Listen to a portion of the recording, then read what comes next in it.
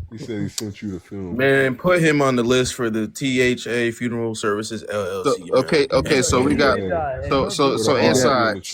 inside. We got I sent Herm you the and we film. got Peter Pan on Play the the list. clip, All right. Lamont. Play the Yes. clip, man. I sent What you am the I? film. What are Play you the sending? clip. What am I playing? I don't even That know. fake ass defense. Hold on, Herm. While I pull up the film, Herm, you do have to do your speech because at the end of the debate we have everybody. Do it. So again, nobody's gonna talk when you talk, but we got to at least hear you out. And this is, if you choose to use it to get on Wine Boy, that's fine as well. But Herm, man, you did get cooked in this one, man. You got to talk to the people, all right? One thing about a partner.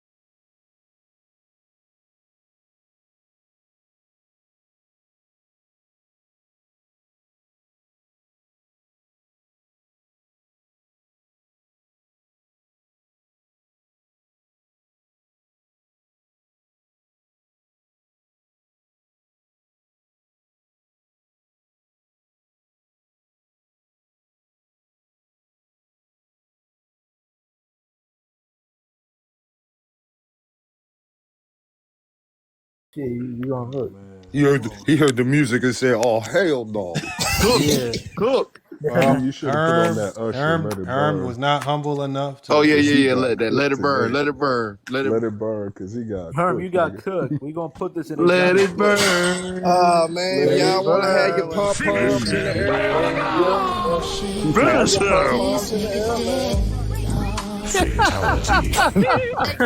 Fatality. Get out of here, man. Sorry, Herm. Fatality. You gotta get go. Let it burn. the GJK City Girl Yeah, groupie bro. song. Yeah. That's on the GJK album. I don't You have gotta that let it song. burn, On the Call with authority every Monday, Hey, 3 hold on, we gonna p.m. call him Usher, man. Let it burn, bro. Yeah, let it burn. Let it burn. Let that Let it burn. burn. Goat please. James Let it Kingdom. burn. Herm, you gonna close us out with a freestyle, man? I know you got one on the deck.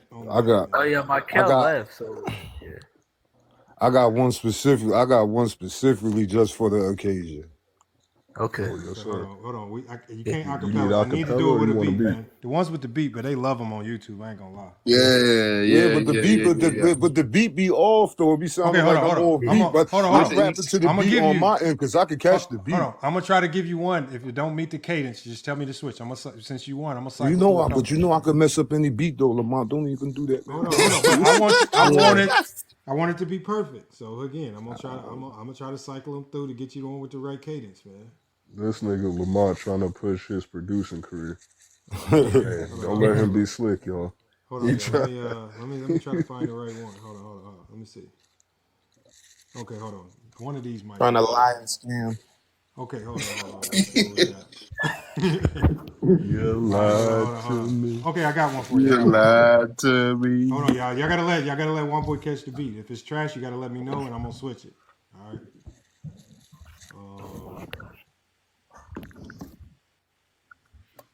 Let's see. You want it? What's the tempo? What type of tempo you want? Man, just put the beat on. All right, I'm trying to get you right. Man, just put the beat on. Hold on, I'm trying to find my file, man. Where's my file at? This new day.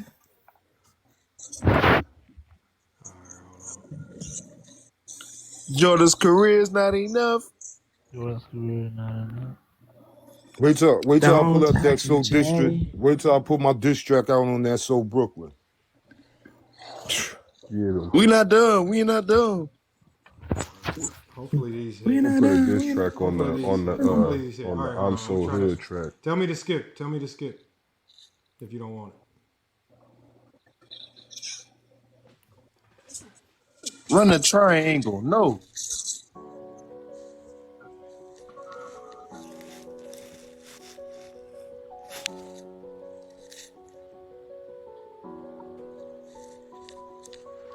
I've been giving audio heroin on the b-ball tip. We see y'all sick, small flame, but the team's all lit. Indeed, y'all pissed. We don't need to see y'all trip. I know what you think. You keep quiet, we can read y'all lips. Talk to him, Listen, one boy. tired of hearing this fake love for Kobe. We know that him and Braun show great love as homies. Yeah. I love Kobe, okay, cuz you're phony. Talking about these Diddy parties, the same ones that's low-key. Brown down 1-3, appearing to play dead. Molded his legacy after hearing what Clay said. Watching his team cheer, seeing tears from the Bay fans. Potty was at the parade with a pair of some Ray fans. Yeah. Stop hating on Braun. Y'all know he's a trooper. He gave roles to the shooter. Y'all only intruders. He's been the top dog, giving roles to his shooters. The same one that told he's a juicer, showed he's a user. That bird talk could never fly with Tony La Russa. I'm Goku, colder than Frieza. How you supposed to be cooler? My watch game is like a Rollie or Mueller. I seen enough Spurs games to know Ginobili's a hooper. The White Howard all 4 quarters slowly abuse it. He gave Big Z smoke like he sold trees in hookah. Y'all could wish y'all spoke to me sooner. Them last 16 bars round with Kobe. Hey, put the flame in the chat, Cause you y'all. know the flow was tighter than Shaq and Ball, man. He had his shot and blew with the ball. Pass the ball lane. Mad at y'all came and we laugh at y'all pain. Watching Jordan playing in the basketball game. Okay. Put the flames in the chat, y'all. Put the RIP in the chat, y'all. RIP in the chat. I told y'all we stole it from Vision, man. He's still running around crying. Alright. We got, RIP in the chat, man. It's over with, man. Herm. him in the Not chat. tonight. Herm, you've been running around hanging out with the Zesties, man. You've been getting good confidence. Hey, Messing you up, man. I still Herm, my boy. I still fuck with you as a down south nigga, Herm. But Hollywood Herm. You've been running your mouth a little bit too much. 327, 26. 327-26. Damn. It's over with. Boy, that one gonna go well on YouTube. That was fire right there. Ain't gonna lie. Yeah, we got it. I'm gonna put a compilation of all these together, man. Hey, let me do one. See, I've been waiting.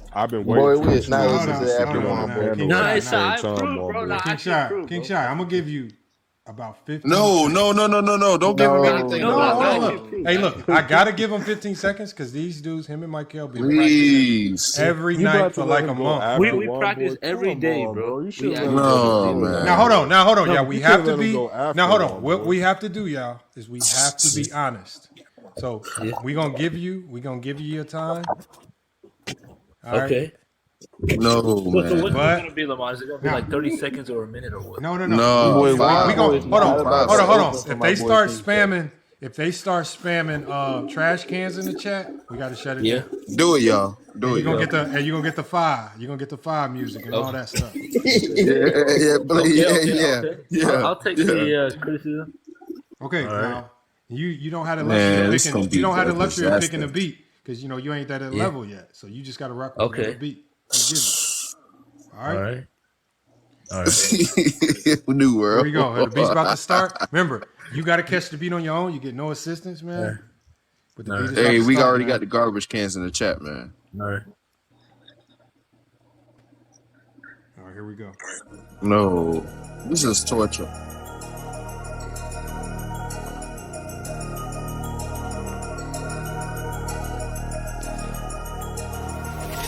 I'm just fucking with you. Yeah, my sister was born when LeBron first Yo. NBA. Nigga, guess what happened? I was born when LeBron made his first All-NBA. Nigga, guess what? That's around the time this nigga LeBron mastered the game. Guess what? That's where he earned his nickname. That's why they call him King No, James. Inside, Nigga, he stop, been doing this please. shit since I was young. Since I was playing video games. Nigga, I've been playing since the basketball since I was a toddler. That's why I came. Nigga, guess what? We've been watching all these Jordan games. The film stayed the same. Nigga, LeBron could dunk the ball like Shaq. He could shoot like Dame. Nigga, LeBron, please Jordan. That nigga Jordan so fun. So ass. Stop trying to get with Nigga this Jordan dog. so shit. Nigga, guess what? I've been doing this Turn it shit. off. Bitch, smash your bitch. Nigga, we do this shit. I'ma do it like Hitch. Like Will Boy, Smith. it's not my favorite 2005. rapper, though. That's the year I became born. That's the year I became alive. Guess what, nigga? I've been straight killing straight from the bay. This is Nigga, I'm a torture. better basketball player than Michael that Jordan. joint, I'm Lamar, better than man. him at the game. Nigga. Stop Yeah, the nigga, beat, me and my man. Kel.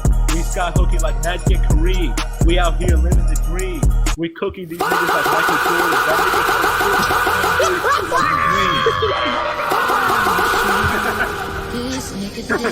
Yeah, man. Yeah, set that off. What was that? That's right. What No, was but that? look man? though, him out of here. No more. King We Shy, improved I though. fuck We with you you. gotta admit though, we improved. Hold on. Now, to be honest, hold on. Now, I fuck with to you, be bro, fair, but don't y'all, rap. to be fair, that is a big improvement from what I was hearing a month ago. So, again, it ain't on one boy level. No, man. But to be fair, that is an improvement. I'm not gonna lie there. That's an improvement. Now, it's not the most goated bars. No, I'm not joking. If y'all would have heard him rapping a month ago, like when I pulled up to No, the it was 3 crazy. them No, 3 we a.m. don't hear streams, bro, he couldn't even connect 2 sentences. He at least You couldn't hear them I remember niggas. the Lamar, first the time. bandwagoners up here listening. The bandwagoners. What the hell are they talking about here? Me and my Kel we got it better, bro. Now, Yo, hold on. no, Now, what you shit, have to King do Shy. now, King Shy, because of that performance didn't meet the standard quote. Yeah. You gotta pick up your phone right now, right? Yeah. You gotta go to Apple Play Store. Yeah. And you gotta download Prop GPT, man. Okay. Make sure- I was about to say, yo. Okay. You I gotta was actually download- just about to do that. if you don't want to end up like King Shay rapping up here, you gotta get Prop GPT. Lamar, just play the Mac Death Crash. You I don't know, have funny it thing queued about up, this, man. I wish I had it queued up, man. I would, man, but I don't have it queued up. But wait, grab your phone, King Shy. Yeah. Download Prop GPT. You can get your get back. You can talk trash to these dudes. You could, Yeah. if you hit on the right props and parlays, Nah, actually, man. I'm used to it, man. I'm used to it. Because think about it, though, right? Like rapping and basketball, like you just gotta like when it comes to rap, you just gotta get better, right? You just gotta find your flow. Just like how you have to make your picks better with Prop Like me and my GPT. Kel been working on it. Yeah, because think about what we just do is we just open our own lives or we just talk on the phone. We just like nightly, like when no one's watching, we just improve. You know what I mean? And that's really like that's really where our growth King starts. Shy, hold your hand And up then again, man. Hold your hand up again, King Shy. What? You didn't paint your nails, No, but did like, you? but think about it though, right? King Shy, did you paint your nails? No. I don't paint my nails. I don't paint my nails. I don't paint my nails. King Shy, show your hand again. Show the I don't, truth. I don't paint my nails. Nah, bro. Show your hand again, King Show your Shy. nails. Show your hand. I don't paint my nails. Show your hand. I don't paint my nails. I don't paint my nails. I don't paint my nails, bro. I don't paint my nails. Them look like some very. Hold on now. What that emoji at now? I don't paint my nails, bro. No, they look like they look like they've been treated very well, man. And tonight will be the night that I will fall for you. Got the roses we on just there messing with today, you. We just messing with you, King Shy. King Shy, we just no. messing with you, man. We just No, yeah, but we just our goal is to like one day get into a recording studio. That's you know a dark room. Them nails was shining bright in that dark room, man. Yeah. That was Shine bright like. We're gonna have to play. Shine bright like a diamond. Especially since you ain't trying to show your nails. Shine bright like a diamond. I was never emo. But I y'all, was never emo. if we been honest though, and I'm being honest, I know that wasn't like the greatest, but from what I've heard in the past and now, that is an improvement. So I got to give them props for that. They have improved. Yeah. So I can only expect a month from now it could be a little bit better, man. That's all. Yeah. So, Well, Michael you just gotta hear him better. No, I don't need to hear him at all. Michael, hey, but you also, King Shot, you got to tell Michael, you got to stop getting high, man, and being on stream, man. You got to cut that out. Yeah. Talk I'm to gonna him. tell Now, he be falling asleep, bro. You looking dumb as hell. No, Michael is high, bro. There's a difference between falling asleep. Chill out. No, I'm just telling it for its truth. No, he man. is definitely high. No, he be hitting that. No, I don't know what he doing. He be snoring, Lamont. What are you talking about? Nigga, listen to Rick James when he smoking. No, he is high, man, and that's not good for these. He said he is high, man. My I thought he was just going to sleep or something, man. Nigga, my Kel been smoking a long time. My Kel been smoking since like we were like. I don't think that's a high from smoking, man. That's a high. 27. Wait, how old is Miguel? He's 21. Oh, I don't think that's from smoking, nigga. Yeah. Tell him to cut that out, man. Hey, salute to Michael, man. Yeah. Salute to Michael. Yeah, good. Yeah, no, my Kel be sleeping, cooking. nigga. Yeah, we're gonna shut it down. We're We're going on. We've been going on 6 hours, a little over, man. Damn. Yeah, it didn't feel like it because we was cooking for so long. I don't know why Peter Bagjuice messed with us on TikTok, man, but that wasn't a good idea. He shouldn't even talk ball no more, man. That dude was just a sarcastic. He's a sarcastic Jamaican, Lamont. This nigga has been on your panel, bro. He used to come to the show. He been listening to you for the past 5 years. I know for a fact that Peter you Bagjuice? explained the same exact shit today. Yes. He said that's sarcastic shit. I know for a fact. It's like, on no, that like, burner I'm not account here to talk too. about Exactly. Yeah, Haskell. What the hell is that? That should have 2 followers. No, I've seen it. He has another YouTube account with the name like He Haskell said on 2 it. followers. I'm not joking. That weird ass name, like no Peter, nothing. Like that was a burner. Like, what's And he's zesty, man.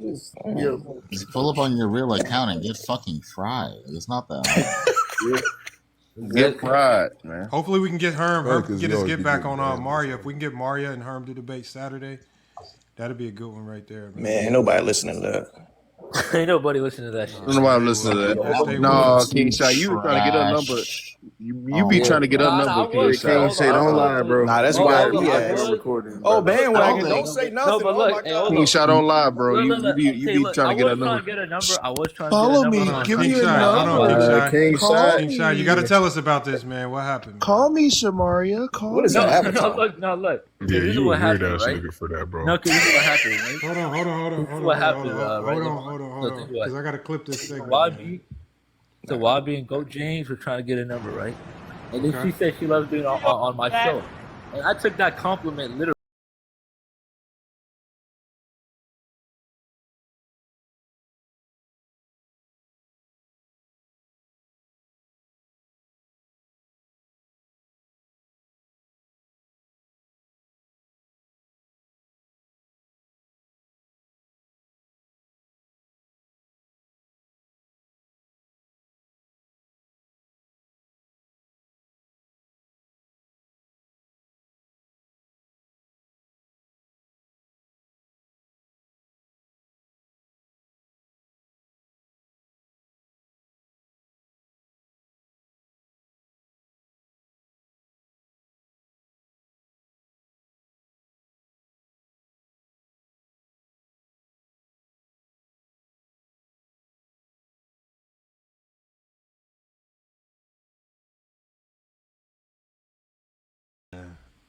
No, it's gonna be Man, a wait, real leave life below, stream. leave below, leave No, it's below. gonna be a real life stream. All right. Like, Hey, look, y'all. Wait, so what you look. getting her number? Yeah, I'm gonna try to get a number. Man, New World said you wear that.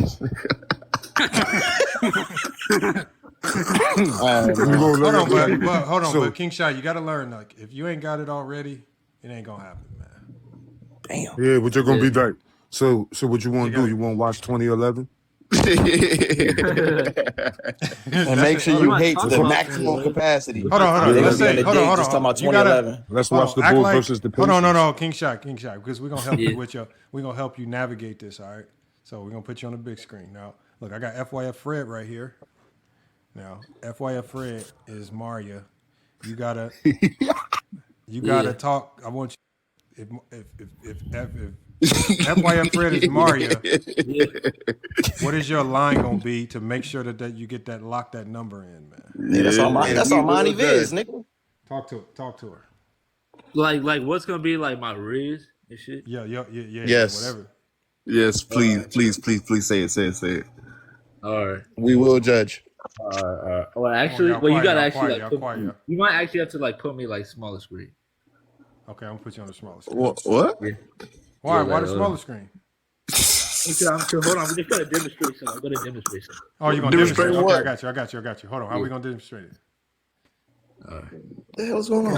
I don't want to make it like all right because it's like I'm talking to a girl, so I'm trying to not make it weird. Okay. Boy, get to the business, man. Hold on. Fred, talk to him, Fred. Can I get your number? Let's close it, folks. Let's close it, New folks. World. It was a great Boy, stream. what did I tell you, bro? This is the bandwagon signing off. Hey, it's for Shopkins. We have to mess with it. Hardwood Authority every Monday. The bandwagon 6 just p.m. said, "What the hell did he just say just now?" But that laugh gotta go. Listen, King Shot. Just talking third person, it'll probably work, nigga. Yeah, that might work. He said, "Yeah." You said that laugh gotta go. That won't work. Well, actually, that might work. Actually, that is not gonna cut Hey, it. but all jokes aside, Mondays at 3 p.m. the Hardwood Authority, man. Hardwood Authority every Monday at 3 Make sure p.m. y'all tune in. And make sure y'all know that y'all got a YouTube channel too, right? Yeah. Yep, at Hardwood Authority. Make sure y'all keep searching. Look, when y'all search it, make sure you let people know to search the name, the Hardwood Authority, right? Don't like try not to give them the link. Make them search the name. That's gonna really make you hit if they search it in YouTube and not click the link. So make sure y'all type that in, search it, man. Follow them, man. Let's get them popping. We got to get them monetized ASAP. Yeah, so, that's the biggest thing, man. Good So ready content for over episode 3, man. Episode 3 is already sent over. The next one's gonna be episode 4, but really is 2. Yeah. Because we already got one uploaded. Also, y'all, just so y'all know, look, I know Herm got Ether today, but me and Herm got a show in the works, man. That's coming. So that's gonna be coming too, man. We doing a once. It's only gonna be once a week, but you know that's all Herm need. It's once a week, 1 hour show. yeah.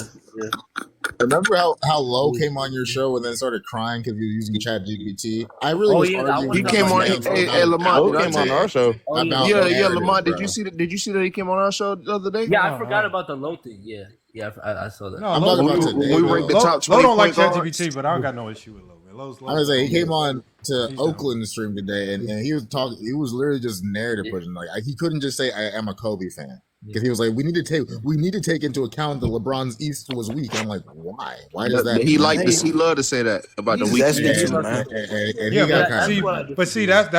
That's what I mean by now it gets subjective because now we have to go off what you feel is a weak. Like there's other people that might look at that version of the East and be like, I don't think it's as weak as you claiming it to be. Like, so it's like, not. Or what metric are you using? Are you using records? I asked him, and he used net rating and all. I'm like, bro, so no film, not based on what you see. And you know they always try to the '80s NBA. That shit looks like ass. You know they I watched the Lamont Celtics versus the Bulls. That's some good ass basketball. And you know the weak move they try to do is they go try to target the 06 Wizards like they was in third in overall offense in the NBA. Hey, Ochi, did you clip it? Yeah, they don't talk about that stuff. Yeah, It's they don't always talk. They don't team talk We're record. trying to about push Gil that having the narrative third for best offense in the hour. NBA in That's like the longest clip I 2005 have. It's an No, but hour that's what I'm long saying. It's video. like for example, like sometimes, like for example, the East this year, which was decimated by injury across a lot of different teams. It looks a little different, right? Do we say it's a weak East? Like what if well, with the Celtics getting Tatum back, is it still a weak East? Right? I don't consider the Cavs weak, even though they've kind of not been as spectacular. But I still they like again, it's different dynamics. With Orlando, I thought they would be stronger, but Franz Wagner's been hurt.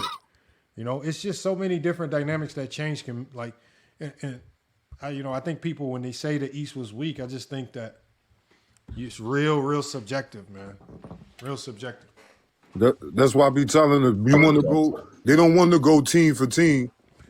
Because They don't want to go team for team caliber players. I'm but like, Lamont, when you that's want not to a go good one. team for team, you got to explain how Reggie Miller's a better basketball player than Paul George. You got to tell us how Dale Davis is a better basketball player than David West. He ain't. You know what I'm saying? Think That's about the it like things this. that you got to do. If the East was weak, then we would never have upsets. Like I mean, I think that I just think it's a lazy argument to say that. I think it's you really searching because unless the NBA says, look, we don't have any teams, you got to Jordan go play. played in the expansion You got to era. go play some college teams or something. Okay, now that makes sense. But if you're playing NBA players, for the most part, I'm not going to denigrate the conference. I mean, if the East was so weak, why didn't Giannis go to 10 straight finals like LeBron He did? exposed If himself the a East bit was too so much, weak, man. Giannis should have been able to dominate just as much as LeBron did, or at least went to more than just one final. Giannis went to one final. One. Embiid, as great as he's been playing the last Never been to a several years, conference he finals. can't even get out the second round in the so-called weak East. Same for D Wade, So I man. was just like, I it doesn't make even any sense. D Wade, I first even brought round up the exit every year. Bulls. He don't Exactly. got Shaq. I brought up the Bulls But making for this like every 30 wins. every He made an 5-year excuse for that. stretch, the one conference is a lot stronger than the other, man. It's just how it goes. Like every player, It there's gonna be a stretch in fluctuates. every player's career where you're gonna talk about, oh, this was weak. You know? And then I think records can inflate. Like Kobe playing these 50-win teams. I don't know if all those 50-win teams were just elite teams. I don't think they 50 wasn't. wins just makes you this. They I don't think wasn't, 50 really. wins makes you better than a 45-win team in the East. You know, I don't think it makes you that much better. I think you got to 50 wins for whatever reason, but Yeah, we seen. Okay, we just seen it last year. OKC went to 7 with a 5th seed. yeah, that's just Then how you it is. saw That Jimmy record, Butler that take a that best 7-8 record. seed to the finals. They blew. Cleveland had the best record in the East. They beat them in 5. Hey, but look, y'all, I'm gonna shut this one down. I appreciate y'all pulling up, man. This was a Yeah, crazy salute, stream Lamar. right here. This one's gonna be good, man. Salute, I ain't gonna brothers. lie. It's gonna be one Appreciate of y'all the pulling ones. up, man. Yeah. But Yes, you sir. know, we're going Salute into to y'all. Saturday. Me and A Johnny are gonna be back Saturday. Obviously, y'all know A Johnny got Friday Night Exposure tomorrow, so make sure y'all tune in, man. Support Oh that. man, Is there a way to get both? you YouTube mean? and TikTok? What you mean?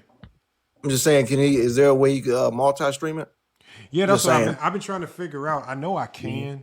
I think to do it, it's hard for me to do it because I literally have to be here in the house because I have to do it through OBS Studio, and his streams start a lot of times on Friday when I'm still at practice, so I never get to set it up. So it's just tough, man. Especially with the time change and now everything's earlier, so it's just Yeah. But there, I might start doing a Sunday show like that. It's just hard. It's hard because I literally have to be in the house and I have to set the OBS Studio up to do it the right way. So it gets a little tricky. But no, I'm definitely gonna find a way to get them over here. And again, man, look, man, even make sure y'all download Prop GPT. It don't cost nothing. At the end of the day, it's just a big way to support Go James Kingdom and FYF. I think all y'all find some type of value in it, right? So it's it's free to download. Don't cost you nothing. Just an easy way to get you an edge on just understanding picks and plays every day, man. Hey, Especially if y'all spam do that like parlays. button, y'all. Spam that like button. Yeah, we went crazy on the We likes. got again today. 100,000. Yeah, Right. 100K likes again. Another Manwagon day. just tapping the screen, nigga. Yep, another day with a ton of likes. Hey, look, I Yeah, It's this like was 273 man. likes. Like, damn. I appreciate it, man. Like I say, the likes, man, I guess from what I understand, the likes push to the For You page, and so like I and I'll be seeing a whole bunch of new names popping up. Plus, I'm still doing the uploads, so the uploads is bringing in new people as well. So, look, man, I'm gonna keep just kicking out content on TikTok, man. Keep it going. Yes, sir. Yeah. All right, y'all, man. I'm gonna shut it down. I appreciate y'all I pulling didn't up, get man. kicked off today, which was dope. Bro, New World, man. Yeah, crazy. He on that TikTok probation, man. I mean, man, they on him every time he say something. So, salute to Glor. I saw Glor in here. I saw Glor. You put up a little too late, man. Appreciate you, Big Leo. Appreciate you sticking around. This is another good one, man. I'm gonna catch y'all on the next one. Hopefully, we can see y'all Saturday, man, on the TikTok takeover with A Johnny, man. We got that. Hopefully, we get that debate. I think we might have a debate. I'm gonna keep reaching out to Superstar, see if he's gonna do that debate with A Johnny. But the way it's looking, it's kind of starting to look like people are kind of ducking around A Johnny. So I don't think we're gonna get that one right there. But I'm gonna try to find somebody for him, y'all. But y'all, FYI Sports, man. Appreciate y'all. We out, man. I'm gonna get up out of here.